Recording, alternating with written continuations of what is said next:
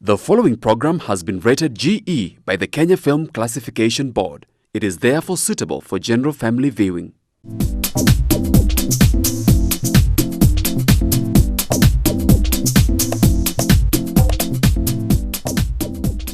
Hello viewer, how are you? I'm welcoming you to our today's show on Chungu cha Jamii. You're most welcome to converse with us. I'm your host Kate Waliaro, and today we are discussing on infidelity in marriage. And as usual, I'm not alone. I'm joined by an expert who helps people to deal with these issues. So I'm joined by Pastor Eric Ochindo. You're most welcome, Pastor. Kindly introduce yourself to the viewer. Thank you. Thank you very much.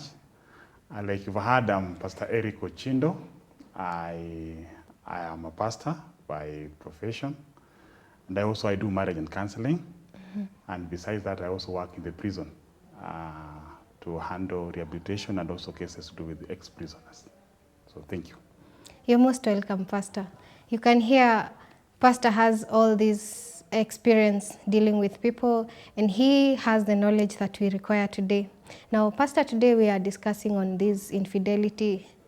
Should I call it animal, or it's something that really disturbs a lot of people in the society, because you find that people get into marriages hoping for the best, waiting on expecting roses, but then when they get into this marriage, the unexpected most likely happens, and they are faced by infidelity issues, and many people don't know how to deal with it. And that's why today you're here with us to help us deal with this thing. So, Pastor, I'm thinking, what is the root cause of infidelity, or what exactly is infidelity? Okay, when we think about infidelity, Mm-hmm. I want to look at it from different angles, especially from the time people get into marriage. Yeah. And some people, whatever happens in the marriage has a beginning.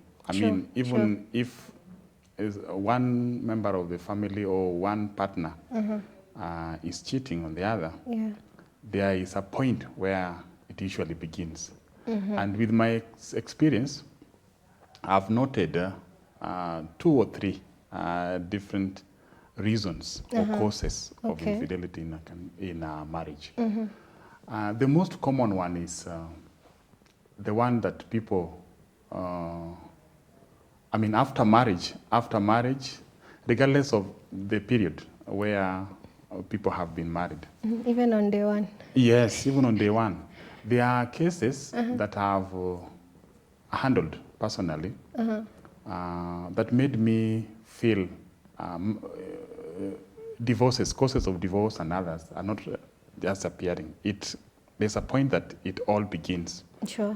And there are many people nowadays who enter into marriage prematurely. And they are not well prepared for the marriage. So it's like they're trying what marriage looks like. Okay. And those, to me, are the main reasons why people may not last, or marriage may not last. Okay. People may say, for example, that after I got married, I actually got married after I have known my wife or my husband. But in most cases, they may not have known them as much as they should have. And that marriage ends up crumbling. Oh, because this person in the first place was not ready. Yes. So even was not ready to commit. Exactly. Okay. Exactly. So such cases make people give up their marriages easily. Okay. And that's why we have many cases of people cheating and having an affair outside their marriage. Yeah. So one of the major causes is that people at heart are not ready for marriage. Yes. And the inevitable happens. Exactly. That because I was not ready and I'm walking along and I find someone who, interests my eyes and excites me, then I will also follow that person. Exactly. Wow, that's very sad. But people are now aware that now in the event now someone realizes this is the point I'm at. I was not ready for this marriage. And if I look at myself, this is where I'm headed, or at this point I'm already, looking outside and eating from outside. Yes. Now, how do you then tune your mind then? Because you're not ready. How do I get ready now that I'm in? Actually, if you allow me, let me speak as a pastor. Before we engage people into marriage, Okay. we take them through a process. And we encourage them to first get to know one another. The process of courtship. Yes, courtship. And courtship may not necessarily be a number of years, the number of years that you do court. Because there's a case I saw, is it in Kisii or somewhere? They had courtship for around 12 years, right from high school. They went through university, and then they were working. But then they got married at a very colorful wedding ceremony. And only 3 months into marriage, they got divorced. Then people were wondering, what did they know about one another that made them go that way? Okay. And I think it is important to note that it's not about the period of time that you do courtship. It's a matter of how fast you can know one another. And people think, and another contributor to this kind of things that are happening in marriages, people want to know the other person. Yeah. And from that point, they get it wrong. Yeah. Because infidelity, the causes of infidelity in a marriage, most of them are not what the other was able to do against your wish. Okay. It is mostly about what you did or you didn't do for your marriage. Okay. And people want to know the other partner. I want to know, for example, I'm married. I want to know my wife so much. So I concentrate much on knowing my wife. And in the process, I get to notice her weaknesses. And once I notice her weaknesses, then the heart to begrudge her, the heart to despise her also arises. Okay. And I'm thinking, Pastor, now, if someone has this heart to know their person, their partner very well, but then they have this other person that they've created in their mind, that if someone can court for 12 years, there is the person that he's after for the 12 years. So that's a long time. Yeah, very long. Unreasonably very long, sorry. So I'm thinking, this person to have stayed for 12 years in courtship, then gets into marriage for 3 months and gives up. It's because there is a person in their head, but that does not meet the person that is in real life. Exactly. That's so sad. Yes, that is the situation we are grappling with. And just to add on top of what you're saying, there is a case I was handling some times back, and somebody wanted to get married. A sister wanted to get married. But then when I saw her heart, when I checked her heart, there was another husband in her heart. Okay. That was not the one that she's married to. She is marrying to. She is trying to get married to. So in that case, it becomes so difficult because once she gets married to the person she intends to marry, with the person she wanted to marry still in her heart, then she'll be having 2 husbands in her heart. Sure. And that's why she'll be just shifting goalposts from one husband to the other one. And that's how cheating also ends coming in. And so if you look at infidelity from that point of view, I think we can get the root cause, the real reason why people get into that situation. I actually did see it coming that way, but now it's taking root. Yes. Because for sure, people are married to the people in their head and not the ones in real life. They do not reconcile. Yes. And now that is a root cause. Exactly. Because now as they walk around, they'll go looking for the one in their head. Because this one is not satisfying their needs. Wow. Wow. That is the cause. That's so big. I didn't see it coming. Yeah. Now I'm thinking, now I have realized now, like for the viewer is seeing this and every other person. Now the moment someone now is in this situation where they have 2 husbands, one in the head and one in reality, and how do they reconcile these persons? Yeah. I want to be fair to our ladies also. They might also be having 2 wives in their house, not only 2 husbands, but also they might also, in the case of a man. Okay. Now, You know, I mentioned earlier about trying to know the other person more than you know yourself. You know, if you know what you want, if you are entering into a marriage and you know, let's say, your weaknesses, Yeah. and you know your intentions, and you know your goals, then knowing yourself better helps you understand the other person.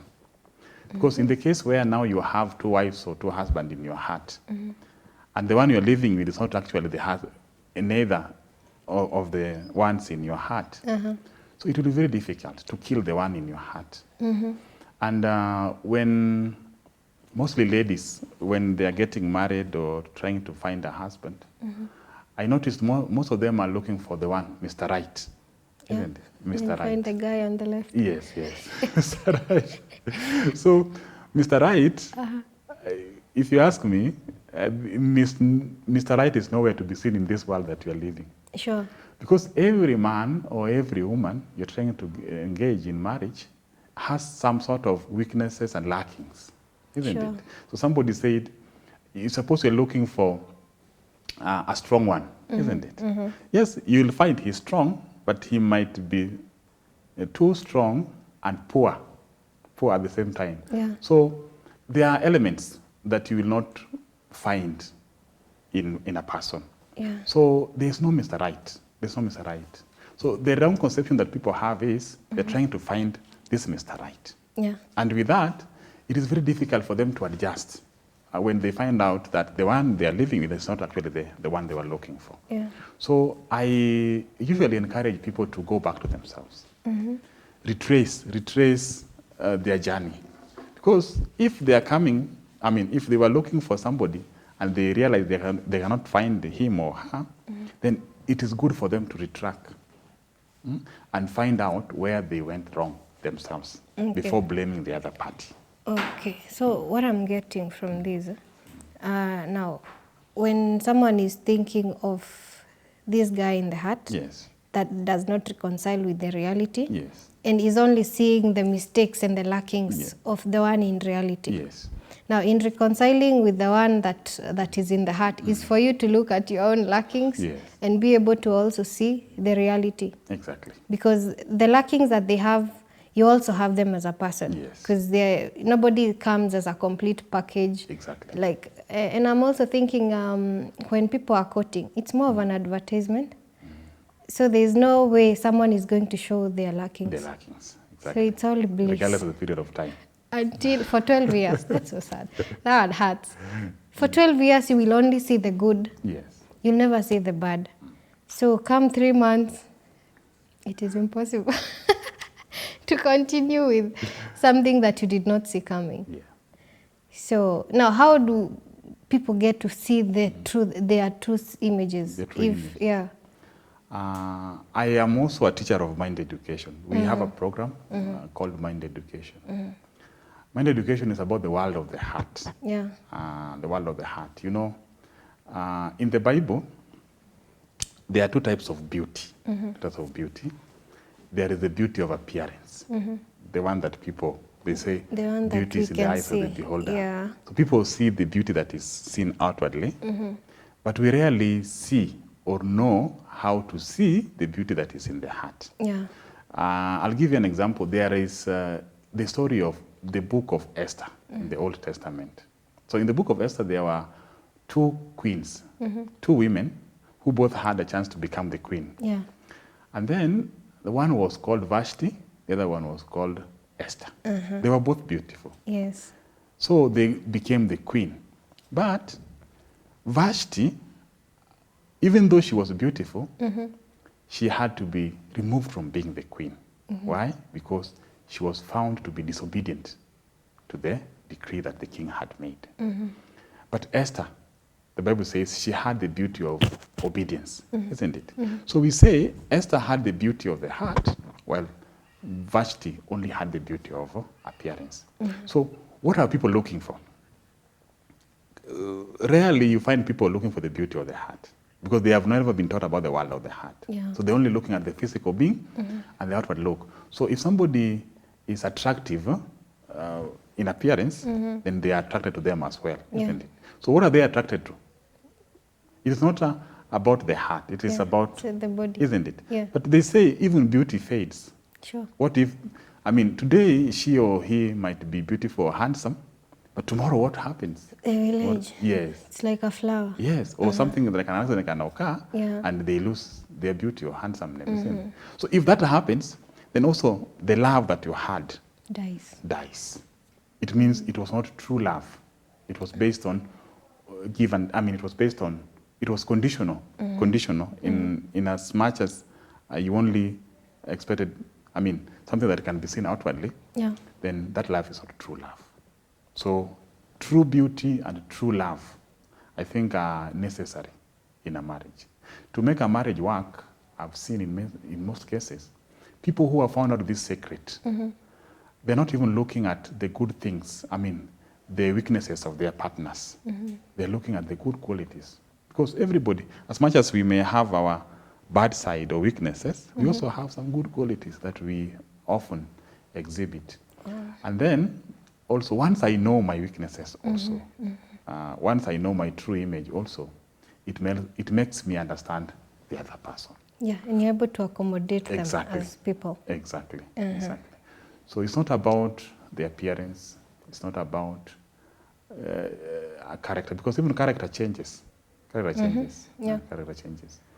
Today, he might be obedient because of certain reason, but tomorrow, if things change, also it changes. He or she changes. That's why I think it is deeper than what we think. It's true. But when I look at the society today, I had people say that, what if my beautiful wife, something happened to their face? How will I be able to wake up each and every single day looking at that very face? And when I heard that person say that, it was like, it's something that he cannot live with. He wants to see the beauty and have the physical beauty and the inner beauty. So if the physical beauty is not there, then these are the people who will also find their way out. Find their way out. To start with, I don't think that was love in the first place. That was not love. You know, let me give you an example from the book of Deuteronomy. Deuteronomy speaks of adultery. And then it speaks of what if somebody had an affair, and then it is found out that he or she had an affair. Mostly women were the culprits. So if a woman is found to have an affair with a person, then both of them will be stoned. They will be stoned. The reason why they are stoned is not because of the act itself. It's because the woman did not cry out. Isn't it? Even in the cases of rape, they did not cry out. And even if they cried and nobody came to their aid, still they cannot be stoned. Because they made So they were partakers. Yes. You see, They were okay with it. but if they never made any noise, they never cried out, then it is assumed they were also for it. Yeah. And that's why we say there is that willing mind. You know, even for somebody to start an affair, the heart will move. The heart moves. The Bible says, where the treasure is, the heart also will be. Yeah. So if your heart moves fast, then the body cannot but follow. So people first move their hearts, and then they do the act. Yeah. But we only focus on the act The part act. of it. We don't see the heart. Yeah, we don't see the heart. So what moves the heart is my concern. What moves the heart? From and towards. Isn't it? If I move my heart from my wife today, there must be a reason. That is what I'm concerned about. And what attracts me to the other person is also my concern, but not the body or the act part of it. Wow. People today don't look at that. Yes, they don't look at it. They look at the act, and they judge people according to what they have done. Sure. So if you did not do it, you know, Jesus, I noticed in the Bible, Jesus, when he was handling cases of infidelity, And the most famous one is the one that was found, it's found in the book of John chapter 8. So this woman was caught in the very act. Then Jesus Christ asked the people who are standing by, if anyone of you has no sinned, let him first be let him or her be the first to stone her. And then there was nobody to stone her because they realized adultery is not actually the act of committing adultery. Adultery is something bigger and deeper than just the action part of it. Okay. So before people move to the act, there is first the lust. The lust. Then when this lust grows, then it becomes adultery. Isn't it? In terms of action now. So when I think of people who are engaged in this kind of acts, sometimes I have a very kind heart towards them. Because I noticed there is a force within them that drives them, that pulls them do what is not right. And we may be quick to judge them at times, but if you look closely, you realize there is something that is not right that is making him do. So, for example, if somebody just woke up one day and he starts drinking alcohol and liquor, the problem is not the liquor. The problem is what is disturbing him that drives him towards drinking liquor. Isn't it? Most people will like only to be concerned about, to handle about issue of drinking alcohol and so forth. Sure. But if you go to a counselor, he'll not try to solve the problem of drinking. He'll solve the problem why he's drinking. And that is why I think from that point now we can get things right. Wow. I'm loving this because it's deeper than people usually see. Because when we are looking at infidelity, mostly the society will focus on only the action, but will not want to look at the root cause. What is causing your heart to go to this direction? And I'm thinking also, if someone can be able to see things the way you're seeing them, then the society can come to a point of healing. Yeah, sure. Because if someone can do this, it means I'm also not immune to, taking such routes, meaning there's a problem at heart. Yes. And if I'm able to see the problems, then things can be okay. Sure. Wow. Sure. Pastor, I'm thinking, you talked of people being able to also look into themselves. And in looking into themselves and realizing that I'm also this person who is weak and lacking, I can also do the things that my partner is doing. I think when we think things like this, then I can see no divorce in the societies. Sure. Because for sure, if my partner is doing this, I can also do it. And I'm not saying that people are supposed to now, taking routes of divorce, of taking actions that will hurt them, but be able to come back down to the root cause and be able to talk things out in a way why, these things are happening, and be able to together find solutions, together be grounded. And I'm loving the spiritual aspect because it's deeper and deeper and deeper, and I want to hear more and more. I'm a student now. I'm a student. Yeah. So, Pastor, now when these things have happened this way, and how do someone find grounding? Because it's deeper than we see. How do you get grounded to and even understand these things like this? Yeah. Okay, when people come for spiritual counseling, and when they have issues in their marriages, usually, we want to listen to them. As a pastor, I want to listen from both parties. So in counseling, we have like four stages where we have to take them through. First is the stage where they got to realize, they speak the situation. They speak what really happened, what happened. And at this first stage, mostly they accuse one another. Yeah, and they're my very husband bitter. is like this. My wife is like this. Yeah. So you allow them to speak out their anger, allow them to speak out their grievances. Yeah. Then the second stage now is also getting more interesting. Is now the stage where now they speak what really happened, because there must be that incident that triggered this whole commotion. So what really happened? And slowly, even the one who was accusing the other one will begin to realize, at that stage now they begin to realize, I might be wrong, isn't it? Yeah. And the third stage now is when now they speak about they are wrong. They are wrong. Now, Pastor, yes. this one is so good. And I would want us to take a break and then come back It's okay. with all this goodness. Yes. Let's go for a short break. Don't go away.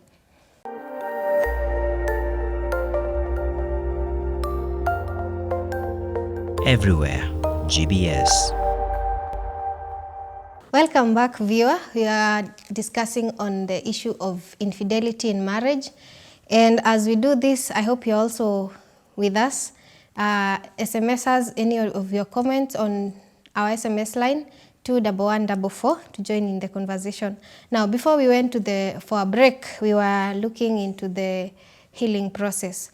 But even before we tackle that, there are the issues on how do you know even that your partner is having an eye outside? How do you even see these symptoms, even in the bit of spirituality and all? How do you know? Okay, thank you. Actually,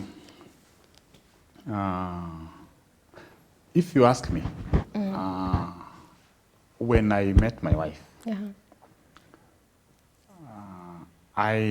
of course, it was my first time getting married. So I did not know much about marriage. So, there are no schools where marriage is taught as a syllabus. So people may not know much about marriage.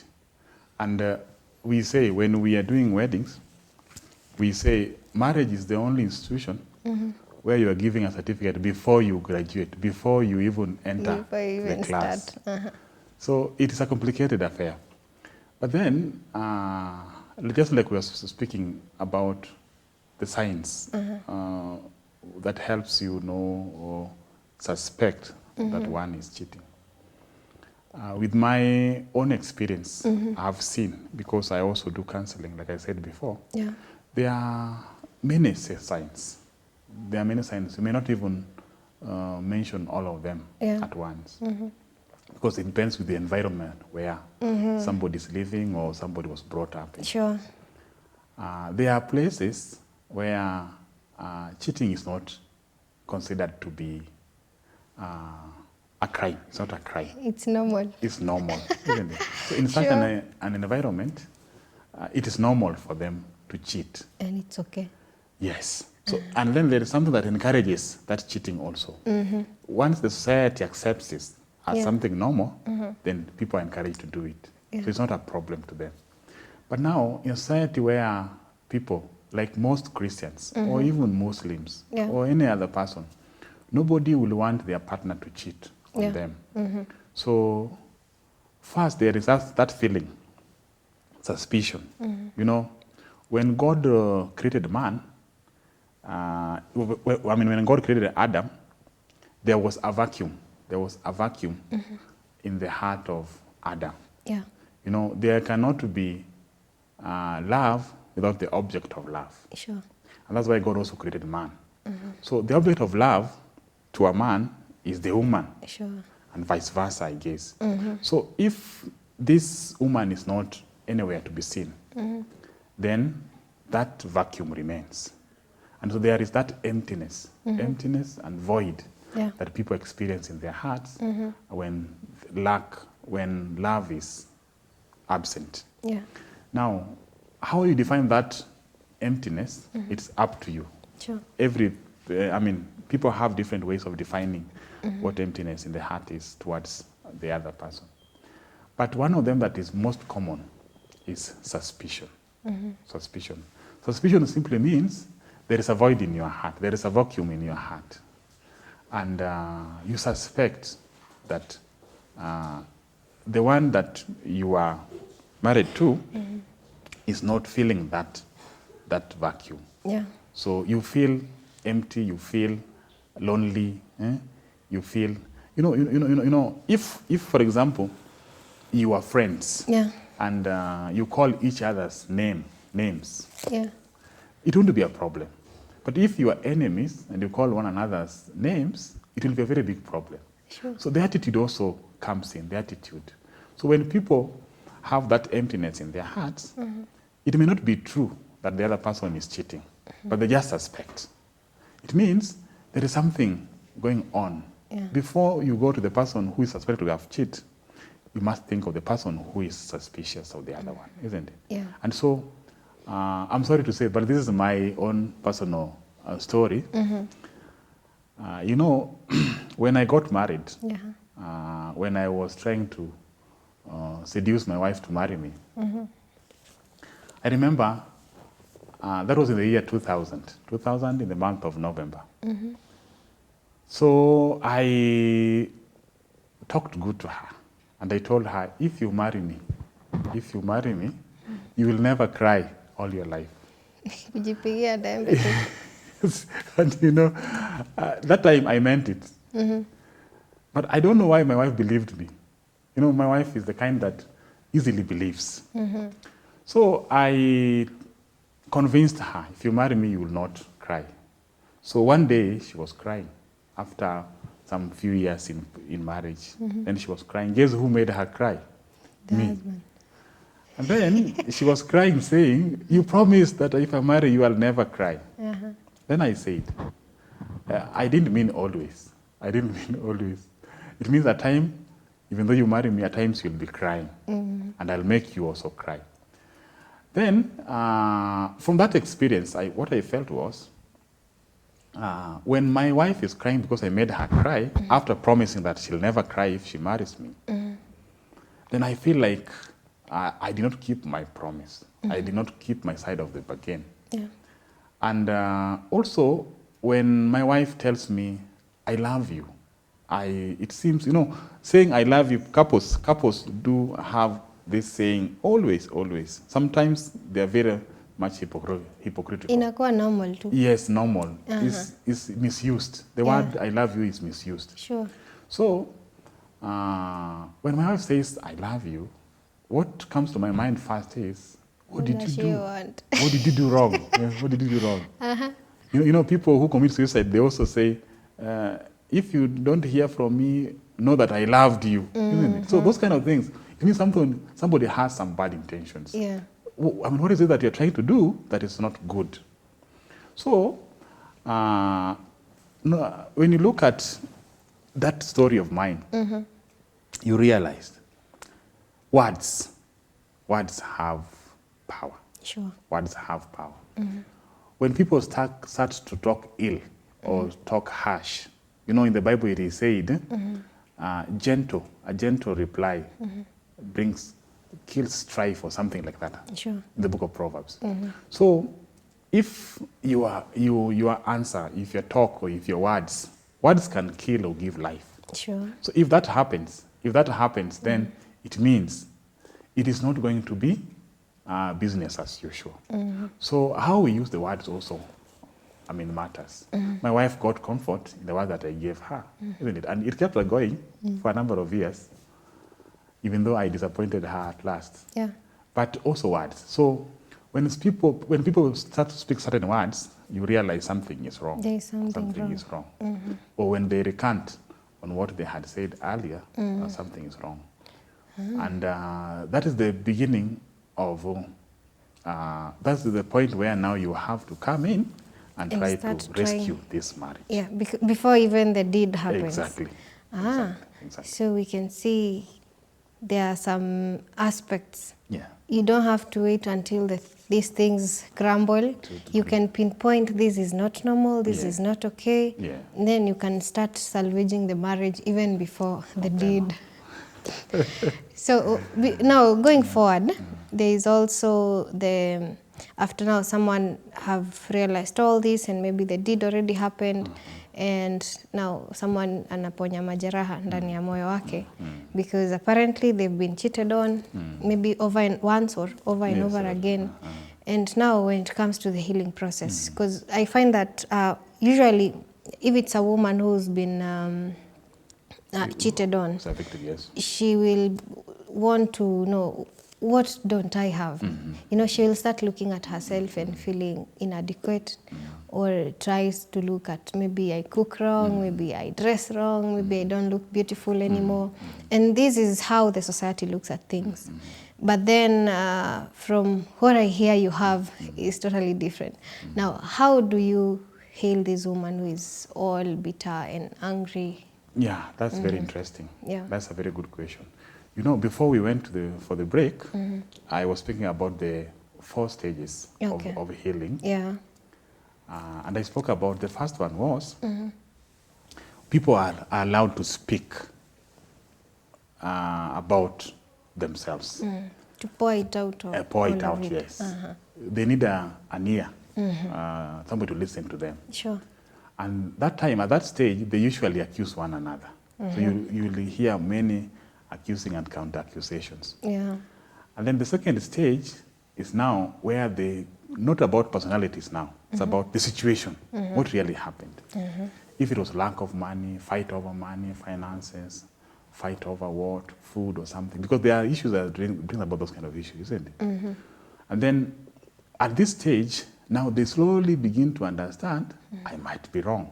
You know, first they accuse one another. In the Everyone Bible, is right in this case. Yes, they are all right. Like the 2 women who are fighting over a child. Yeah. So they seem to be right. All of them seems to be very right. And they are expressing their right heart. They are saying how right they are. With all the isn't it? emotions, How they are made to suffer. And the second stage, now they begin to realize, I might be wrong. Yeah. If this is the situation. Because now, probably they had not listened from one another. They're just accusing one another, and they came to see you, but they have not spoken to one another about the situation that really occurred. Yeah. There are some things that they may not have known about the situation that occurred, and they rushed to judgment, and they were accusing one another. The third stage now is we take them through the stage of saying how wrong they are. Not about the other person now, it's about you. No, it's the shift move. Yes. The focus shifts from the other person to I. You. Me now, isn't it? Now, how did you contribute to this mess? Wow. That is a very important stage. Wow. Okay. How do I contribute to this mess? Yes, she might have done that, but how did I personally contribute to that? Maybe I did not listen to her. Maybe I ignored her. Maybe I offended her. Maybe there's something that I might have done also that led to this mess. Yeah. That is the third stage. Now, the fourth stage is now very important because that is now the healing point, where people now turn from the situation, because these things may be happening now and then. Yeah. So you can't be fighting over same issue now and then. Sure. You must also move on. You must also overcome it. You must also go over it and go to the next world. Sure. Now, there is an incident that occurred while I ministered at a certain church. I won't mention. Some of our viewers may be from that area, so I'm trying to avoid mentioning the name. So it occurred when I ministered in one of the towns in Kenya. Yeah. It's a big town. So the husband was caught in the very act. Okay. Caught in the very act.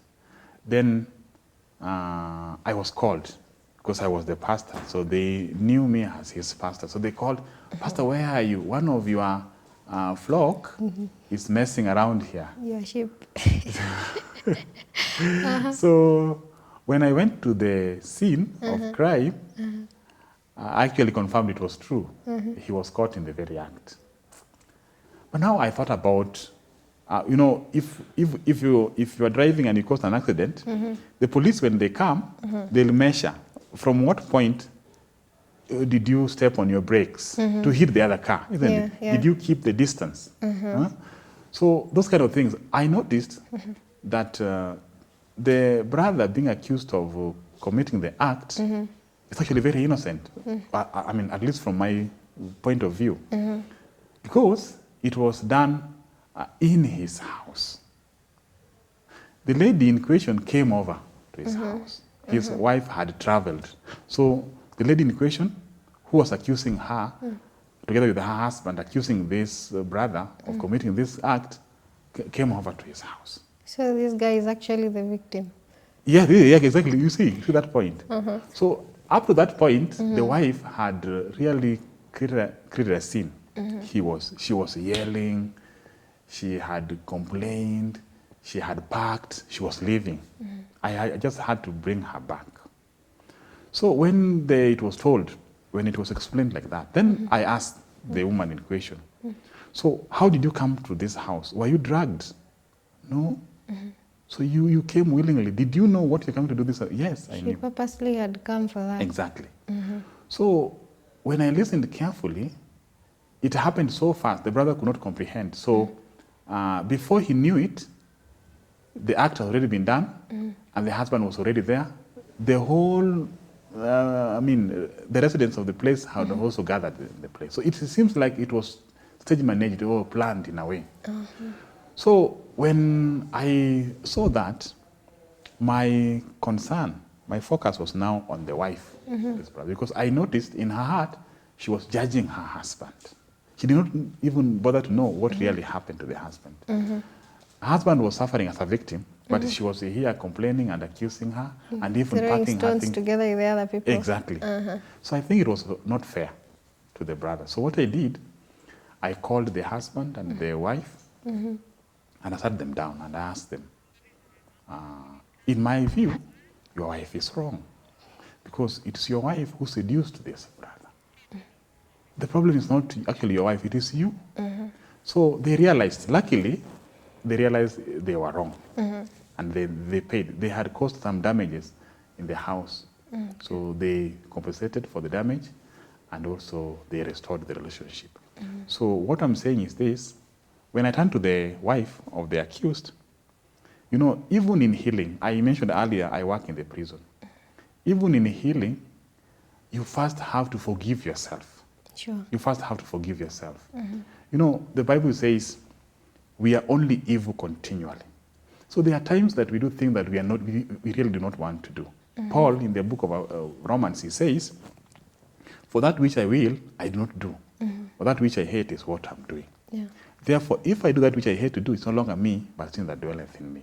So if you look at that analogy, you realize this brother might not have the intention to commit the act, but he found himself in that act. Now, the response from the wife, the reaction of the wife, will either heal this marriage or break it. Sure. And that's why I speak about both parties.